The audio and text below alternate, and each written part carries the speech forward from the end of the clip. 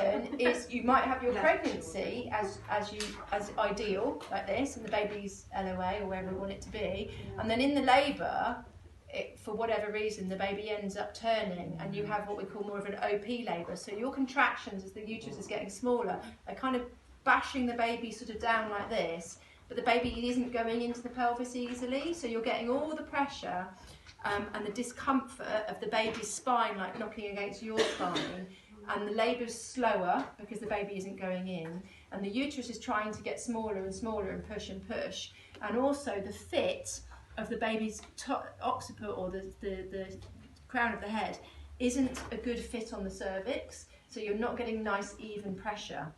When the baby's head is tucked under, you've got that nice circle of head.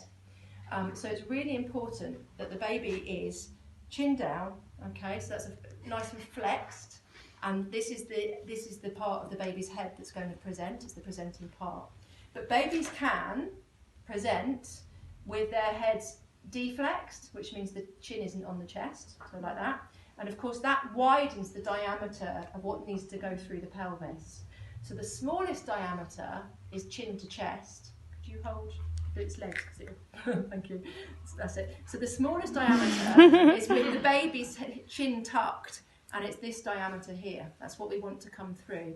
As soon as the baby deflexes its head, do you see that we've got more of a brow diameter? Mm-hmm. So a baby that can't be born is a brow presentation, so the baby's head like that. Yeah. Can you see how wide that makes it? Mm-hmm. Bizarrely, it can be born face presentation, like that, yeah, which I know looks awful. And I have felt face presentations where I've done a vaginal examination like that, gone in, and I've gone like that, and someone's sucking my finger, like that, and the baby's going, yes, and they can be born like that, okay? But what we want ideally is that. So the other thing that can happen is the baby gets its head what we call asynclite, which means it's gone into the pelvis slightly like that, and the uterus, the cervix ring is there. So as the baby's being pushed down, the pressure is coming through like that.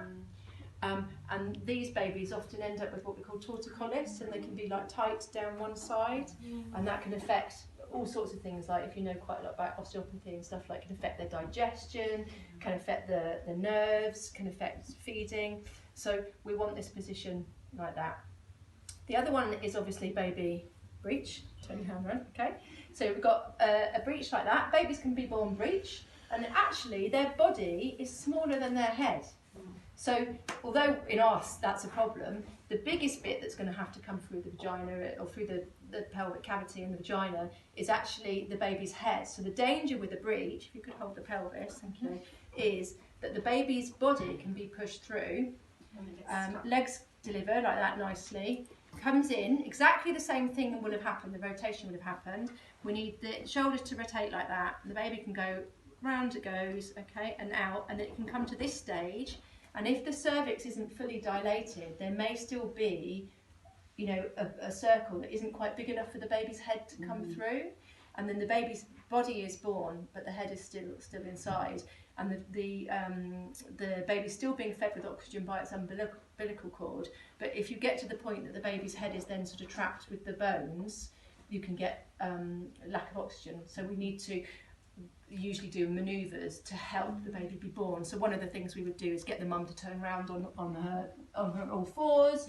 We can help the baby's head rotate to kind of release it, and that's why free births aren't considered safe, because you can have a breech, and I could watch this mum deliver her breech and I could not touch her and the baby will be born, and that's fine because the baby's going to be born, but I'm there as the midwife to go, I'm not happy with how long this has taken, the heart rate's gone down, and know at what point do I need to put my hands on and start delivering this baby faster.